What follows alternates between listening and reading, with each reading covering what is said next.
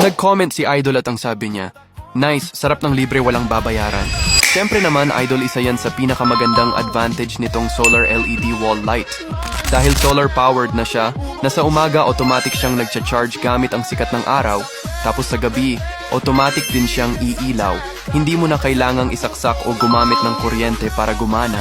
Ang kagandahan pa nito, available pa siya sa iba't ibang LED options tulad ng 4 to 16 LEDs. Kaya ikaw ang pipili kung gaano kaliwanag ang gusto mo. Waterproof na din ito kaya pwedeng-pwede sa labas ng bahay natin. At perfect din ilagay sa gate, bakuran, balcony, garden o walkway nyo. Kahit maulanan, pwede pa rin gamitin. Madali lang din siyang ikabit at malinis tingnan. Kaya instant upgrade agad sa labas ng bahay natin. Kaya kung gusto mo rin ng ganitong maliwanag na outdoor light na solar-powered na at hindi na kailangan ng kuryente para sa operation, andyan lang yung link sa Yellow Basket. Na at hindi na kailangan ng kuryente para sa operation, andyan lang yung link sa Yellow Basket.